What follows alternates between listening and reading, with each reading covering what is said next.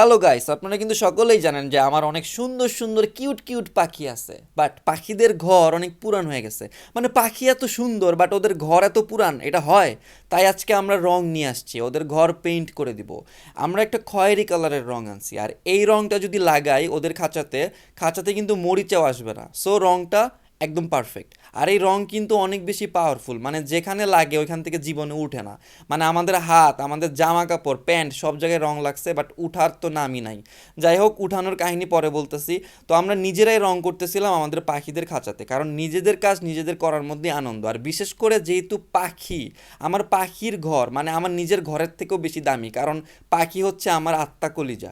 যাই হোক, আমরা সুন্দর করে রং করছি, অনেক সুন্দর হয়েছে, মানে প্রত্যেকটা ইঞ্চি বাই ইঞ্চি আমরা অনেক সুন্দর করে রং করছি। তো এখন এই রং উঠানোর কাহিনীটা বলি, সেটা হচ্ছে যে এই রং কোনো কিছু দিয়ে উঠবে না। সারাদিন পানি দিয়ে ধুইলেও হাত থেকে উঠবে না, বাট উঠবে একটা জিনিস দিয়ে, সেটা হচ্ছে তারপিন। এই যেটা, এটা হচ্ছে রঙের দোকানেই পাওয়া যায়। তো এইটা যখন হাতে নিয়ে ঘষা দিছি, মানে একদম পানির মতো, মোমের মতো রং হাতের থেকে উঠে গেছে। তো সুন্দর করে একটা ন্যাকড়া দিয়ে এখন ঘষা দিলে রং হাতের থেকে একদম ক্লিন হয়ে যাবে, মানে একদম ফকফকা। পরে যাই হোক, ক্লিন হয়ে গেছে, বেঁচে গেছি, বাট জামা কাপড়ের রংটা উঠাইতে পারতেছি না, এটাই একটা প্যারা।